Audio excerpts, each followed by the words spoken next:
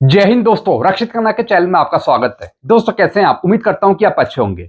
दोस्तों आज के इस वीडियो में मैं आपको 4 महत्वपूर्ण जानकारियां दूंगा। जैसे कि दोस्तों आप पीछे बोर्ड पे देख रहे हैं, कौन सी 4 जानकारियां मैं आपको देने वाला हूं।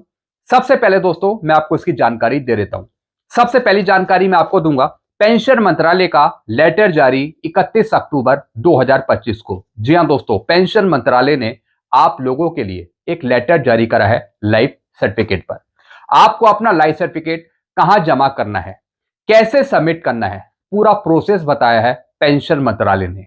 तो दोस्तों एक छोटी सी जानकारी मैं आपको दूंगा लाइफ सर्टिफिकेट पर। फिर दोस्तों एक और मैं आपको जानकारी दूंगा, और यह जानकारी भी लाइफ सर्टिफिकेट पर है। अगर आप पेंशनर्स हैं, फैमिली पेंशनर्स हैं, अगर आप अपना लाइफ सर्टिफिकेट इस पर्च में या फिर बैंक में जमा कर रहे हैं, तो दोस्तों आपको एक चीज नोटिस करनी पड़ेगी, एक चीज देखनी पड़ेगी लाइफ सर्टिफिकेट जमा करने के बाद।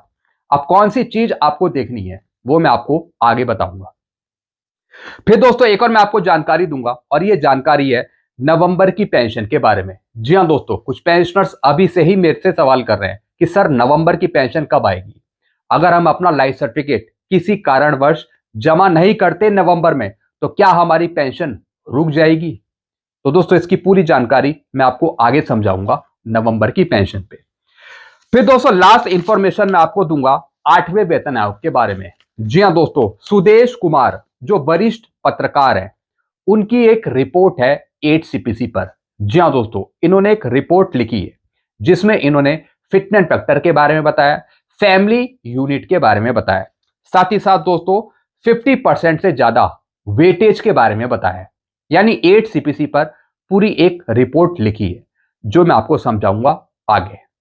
तो दोस्तों बस यही जानकारी है जो मैं आपको देने वाला हूं, इसलिए इस वीडियो में आप शुरू से लेकर आखिरी तक बने रहिएगा।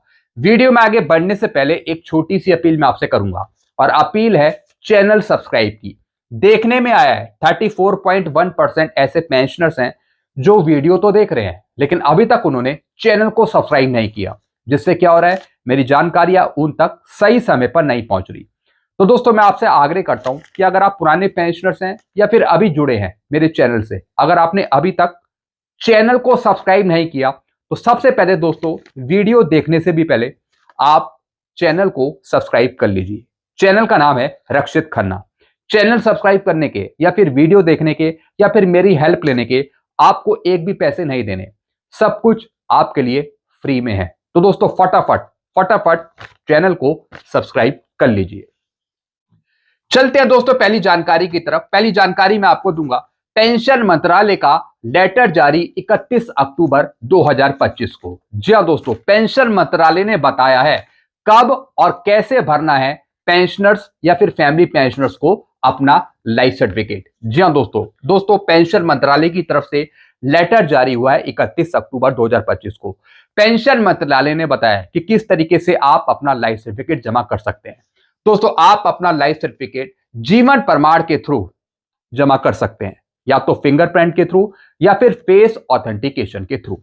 साथ ही साथ दोस्तों पेंशन मंत्रालय ने बताया है कि आप अपना लाइफ सर्टिफिकेट घर बैठे भी जमा करवा सकते हैं। जी हां दोस्तों, जो पेंशनर्स बैंक के थ्रू पेंशन ले रहे हैं, तो दोस्तों भारत सरकार ने या फिर बैंकों ने एक स्कीम शुरू करी है जिसका नाम है डोर स्टेप बैंकिंग। जी हां दोस्तों, डोर स्टेप बैंकिंग का क्या मतलब है, एक एप्लीकेशन के थ्रू जो बैंक के कर्मचारी हैं वो आपके घर आएंगे और डायरेक्टली आपका लाइफ सर्टिफिकेट जमा करवाएंगे। मैं उनकी बात कर रहा हूं जो पेंशनर्स चलने में असमर्थ हैं, जो ज्यादा एज के पेंशनर्स हैं, जो अपना लाइफ सर्टिफिकेट भरना नहीं जानते। तो दोस्तों भारत सरकार की तरफ से या फिर बैंकों की तरफ से एक सुविधा चालू करी गई है। यह सुविधा अभी की नहीं है, पहले की है।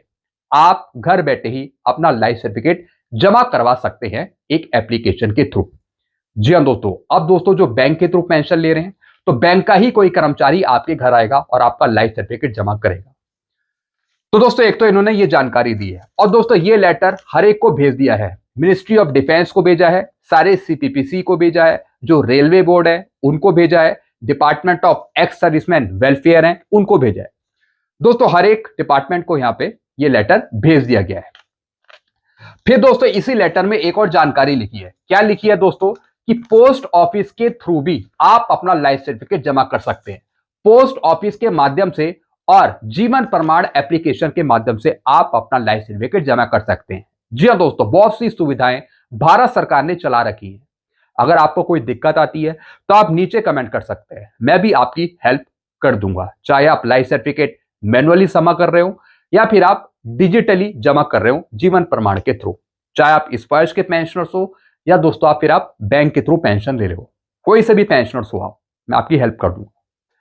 चलते हैं दोस्तों अगली जानकारी की तरफ। लाइफ सर्टिफिकेट पर जानकारी, डीएलसी या एमएलसी जमा करने के बाद पेंशनर्स, फैमिली पेंशनर्स अपनी अगली ड्यू डेट जरूर चेक करें स्पर्श पे, नेक्स्ट आइडेंटिफिकेशन की ड्यू डेट। जी हाँ दोस्तों, काफी स्पर्श के पेंशनर्स हैं या फिर बैंक के थ्रू पेंशन ले रहे हैं पेंशनर्स। तो दोस्तों कई पेंशनर्स कहते हैं कि सर हमें पता नहीं लगता कि हमारा लाइफ सर्टिफिकेट जमा हुआ या नहीं हुआ। अब दोस्तों यहां पे देखिए, सबसे पहले मैं प्रोसेस बता देता हूं कि किस तरीके से आप अपना लाइफ सर्टिफिकेट जमा करेंगे। यानी आपकी पेंशन अथॉरिटी कौन है जहां से आप पेंशन ले रहे हैं, तो वहीं पर आपका लाइफ सर्टिफिकेट जमा होगा। दोस्तों अगर आप जीवन प्रमाण के थ्रू लाइफ सर्टिफिकेट जमा कर रहे हैं यानी ऑनलाइन मोबाइल पर, तो दोस्तों टाइप ऑफ पेंशन में आएगा सर्विस, ऑर्गेनाइजेशन टाइप में आएगा सेंट्रल गवर्नमेंट, और सैंक्शनिंग अथॉरिटी में आएगा डिफेंस पीसीडीए इलाहाबाद, और डिसबर्सिंग एजेंसी में आएगा स्पर्श पीसीडीए पेंशन, और एजेंसी भी आपकी स्पर्श पीसीडीए है। तो दोस्तों ये चीजें आपको सिलेक्ट करनी है, तब आप अपना लाइफ सर्टिफिकेट सही से जमा करा पाएंगे। जो भी आपकी पेंशन डिस्बर्सिंग एजेंसी है उसी का नाम यहां पे आएगा इस एप्लीकेशन में। अब दोस्तों एक और जानकारी मैं आपको दूंगा। आपने अपना लाइफ सर्टिफिकेट जमा कर दिया, जीवन प्रमाण के थ्रू जमा कर दिया, अब आपको कैसे पता लगेगा कि आपका लाइफ सर्टिफिकेट जमा हुआ या नहीं हुआ? दोस्तों सबसे पहले आपके पास एक मैसेज आएगा। मैसेज क्या आएगा? डियर, रैंक आएगी आपकी यहाँ पे, पेंशनर का ID, your identification process has been approve as on 2 November 2025। इसका मतलब है कि आपने अपना लाइफ सर्टिफिकेट सक्सेसफुली जमा कर दिया। इसका मतलब यह है, यानी 2 तारीख को एक पेंशनर है जिन्होंने अपना लाइफ सर्टिफिकेट जमा करा। अब दोस्तों आपको एक चीज चेक करनी है। क्या चीज चेक करनी है? अपनी नेक्स्ट ड्यू डेट। आपने अपना लाइफ सर्टिफिकेट जमा कर दिया, अब आपको डेट चेक करनी है। डेट आप कहां पे चेक करेंगे? स्पर्श पोर्टल पे, या फिर दोस्तों एक सर्टिफिकेट होगा, उस सर्टिफिकेट में भी डेट लिखी रहती है कि अगली ड्यू डेट आपकी कब है।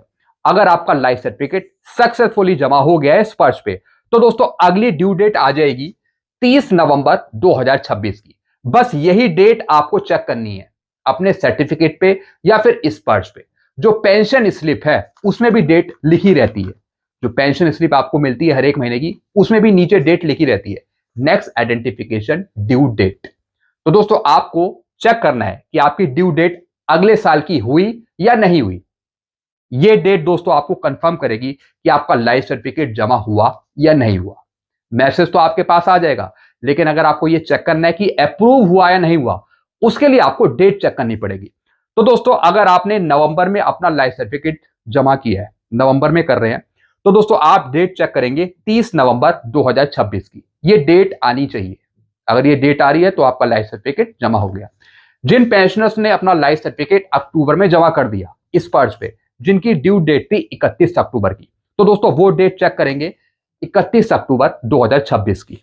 यानी जो नेक्स्ट ड्यू डेट है वो अगले साल की आनी चाहिए, भले ही आप किसी महीने में भी इस पर्च पे अपना लाइफ सर्टिफिकेट जमा करें।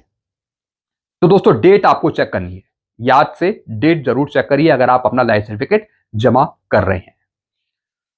चलते हैं दोस्तों अगली जानकारी की तरफ। अगली जानकारी दोस्तों मैं आपको देने वाला हूं नवंबर की पेंशन के बारे में। जी हां दोस्तों, नवंबर की पेंशन नहीं रुकेगी इस पर्च से।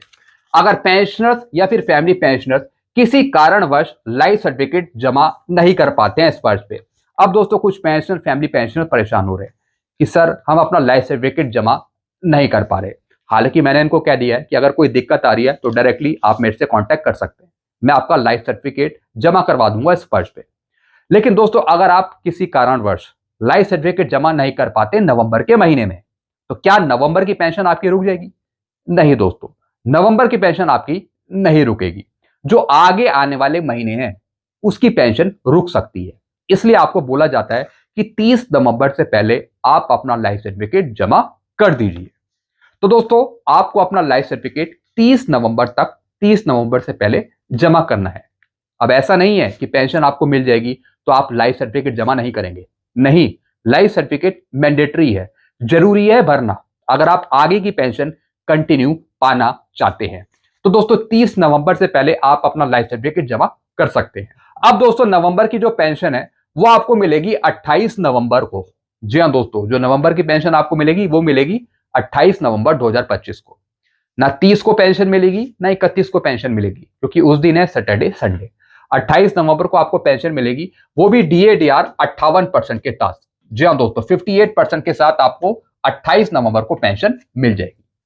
चलते हैं दोस्तों लास्ट इंफॉर्मेशन की तरफ। लास्ट इंफॉर्मेशन है 8 CPC के बारे में। जी हाँ दोस्तों, सुदेश कुमार हैं जो वरिष्ठ पत्रकार है, इन्होंने 8 CPC के बारे में एक जानकारी दी है। ये आज ही की रिपोर्ट है दोस्तों, 3 नवंबर की। क्या लिखा है इन्होंने? JCM के अनुसार 2.86 से कम फिटनेस फैक्टर मंजूर नहीं है। जी हाँ दोस्तों, इन्होंने JCM की रिपोर्ट भी समझाई है। JCM ने डिमांड करी है, शिव गोपाल मिश्रा जी ने डिमांड करी है कि हम भारत सरकार से फिटनेस फैक्टर 2.86 से कम नहीं लेंगे, हमें 2.86 फिटनेस फैक्टर चाहिए, क्योंकि महंगाई बहुत ज्यादा है और भी बहुत सारी चीजें हैं, इसलिए फिटनेस फैक्टर 2.86 से कम नहीं लेंगे हम। वर्तमान में परिवार में 3 से ज्यादा इकाइयां हैं, फैमिली यूनिट की ये बात कर रहे हैं। 7 CPC में फैमिली यूनिट कितनी है, अभी कितनी चल रही है? 3 फैमिली यूनिट है, यानी पति पत्नी बच्चे। जी हाँ दोस्तों, पति पत्नी और बच्चे उसमें शामिल हैं। बच्चों और माता पिता को 50% से ज्यादा का वेटेज दिया जाता है। जी हाँ दोस्तों, यानी जो बच्चे हैं माता पिता हैं उनको 50% से ज्यादा का वेटेज दिया जाता है। अब दोस्तों JCM ने डिमांड उठाई है कि 3 की बजाय 3.6 फैमिली यूनिट ली जाए, यानी कि अभी 3 चल रही है तो उसमें 3.6 इंक्लूड किया जाए। ये यूनियन की डिमांड है, JCM की डिमांड है 8 CPC में। फैमिली यूनिट में माता पिता को जोड़ने की मांग करी है, इसलिए फिटनेस फैक्टर 2.46 बनता है, 0.66 का एडिशनल वेटेज जोड़ने पर। जी हाँ दोस्तों, इन्होंने बताया है कि अगर फिटनेस फैक्टर को 2.46 या फिर 2.46 से ऊपर पहुंचाना है तो 0.66 का एडिशनल वेटेज देना पड़ेगा, ताकि फिटनेस फैक्टर 2.40 से ज्यादा हो। लेकिन JCM डिमांड कर रहा है कि 2.86 मिलना चाहिए। फिर क्या लिखा है? 7 CPC में पहले 21,000 मिनिमम पे की डिमांड की गई थी। जी हाँ दोस्तों, 7 CPC में जो डिमांड करी गई थी मिनिमम पे की, वो करी गई थी 21,000 रुपए, लेकिन भारत सरकार ने मिनिमम पे दी आपको 18,000 रुपए। फिर क्या लिखा है? फिटनेस फैक्टर में भी गड़बड़ी थी 7 CPC में। पे मैट्रिक्स में अलग अलग फिटनेस फैक्टर दिया गया था, जिससे पे पेंशन में विसंगतियां शामिल हो गई। ये आपको पता ही है, पे मैट्रिक्स में अलग अलग फिटनेस फैक्टर यूज हुआ था, अलग अलग लेवल वाइज। एक समान फिटनेस फैक्टर नहीं था 7 CPC में। मुझे उम्मीद है कि 8वें वेतन आयोग में यह असमानता नहीं होगी। इनका कहना है कि 7 CPC में जो प्रॉब्लम्स हैं वो नहीं होंगी पे पेंशन सैलरी में। जो 7 CPC में प्रॉब्लम्स थी पे पेंशन सैलरी में, वो 8 CPC में नहीं होगी, यानी जो असमानताएं हैं, जो डिफरेंसेस हैं, वो 8 CPC में नहीं होंगे, ऐसी इन्होंने जानकारी दी है।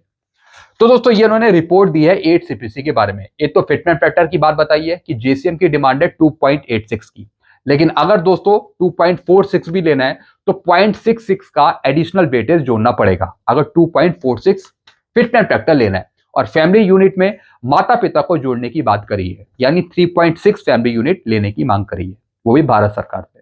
तो दोस्तों ये काम पे कमीशन का है। पे कमीशन क्या रिकमेंड करता है सरकार को, वो आगे देखने वाली बात होगी, लेकिन हायर साइड पे ये लेके चले कि हायर साइड पे ये चीजें हमें दी जाए। तो दोस्तों बस यही जानकारियां थी जो मैं आपके लिए लेके आया था। ऐसी जानकारियां आपको बराबर मिलती रहेंगी। वीडियो को आप देखते रहिए और चैनल को सब्सक्राइब करना मत भूलिएगा, क्योंकि ऐसी लेटेस्ट जानकारी या एडवांस जानकारी आपको मिलेगी चैनल के माध्यम से। चैनल का नाम है रक्षित खन्ना, चैनल को सब्सक्राइब कर लीजिए। Thank you so much.